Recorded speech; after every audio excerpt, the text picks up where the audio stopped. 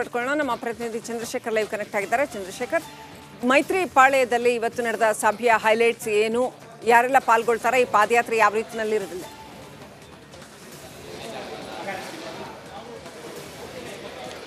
ಶ್ರೀಲಕ್ಷ್ಮಿ, ಖಂಡಿತವಾಗ್ಲೂ ಈಗಾಗಲೇ ಬಿಜೆಪಿ ಮತ್ತು JDSನ ಸಮನ್ವಯ ಸಮಿತಿ ಸಭೆ ಆರಂಭವಾಗಿ 1 ಗಂಟೆಗಳ ಕಾಲವೇ ಕಳೆದಿರ್ತಕ್ಕಂಥದ್ದು. ಪ್ರಮುಖವಾಗಿ ನೋಡೋದಾದರೆ ಇದೇ ಆಗಸ್ಟ್ 13ರಿಂದ ಅಧಿವೇಶನ ಆರಂಭವಾಗ್ತಾ ಇರ್ತಕ್ಕಂಥದ್ದು. ಸೊ ಹೀಗಾಗಿ ಆ ಅಧಿವೇಶನಕ್ಕೆ ಸಂಬಂಧಪಟ್ಟಂತೆ ಸಂಪೂರ್ಣ ತಯಾರಿ ಜೊತೆಗೆ ಏನು ಬಿಡದಿ ಟೌನ್ಶಿಪ್ಪಿಗೆ ಸಂಬಂಧಪಟ್ಟಂತೆ ಪಾದಯಾತ್ರೆ ಕೂಡ ಆರಂಭವಾಗ್ತಾ ಇದೆ. ಸೊ ಇದೆಲ್ಲದಕ್ಕೂ ಕೂಡ ಸಂಬಂಧಪಟ್ಟಂತೆ ಒಂದಷ್ಟು ತಯಾರಿಯನ್ನು ಕೂಡ ಮಾಡ್ಕೊಳ್ತಾ ಇರ್ತಕ್ಕಂಥದ್ದು. ಈಗಷ್ಟೇ ಸಭೆ ಕೂಡ ಮುಕ್ತಾಯವಾಗಿರ್ತಕ್ಕಂಥದ್ದು. ಸೊ ಹೀಗಾಗಿ ಸಭೆ ನಂತರ ಯಾವೆಲ್ಲ ನಿರ್ಧಾರವನ್ನು ತೆಗೆದುಕೊಂಡಿದ್ದಾರೆ ಅನ್ನೋಂಥದ್ದು ಬಹಳ ಪ್ರಮುಖವಾಗಿ ಚರ್ಚೆ ಮಾಡುವಂಥದ್ದು.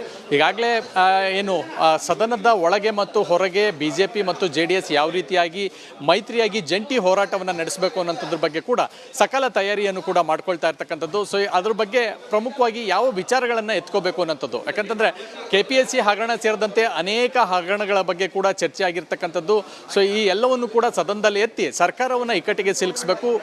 ಸಚಿವ ನಾಗೇಂದ್ರ ಈ ಹಿಂದೆ ವಾಲ್ಮೀಕಿ ನಿಗಮದ ಹಗರಣಕ್ಕೆ ಸೇರಿದಂತೆ ಅವರನ್ನು ತೆಗೆಯಲಾಗಿತ್ತು, ಜೈಲಿಗೂ ಕೂಡ ಹೋಗಿದ್ರು, ಆದರೆ ಮತ್ತೆ ಅವರಿಗೆ ಸಚಿವ ಸ್ಥಾನ ಕೊಟ್ಟಿದ್ದಾರೆ. ಸೊ ಹೀಗಾಗಿ ಇದು ಸರಿಯಲ್ಲ ಅನ್ನುವಂಥದ್ದು.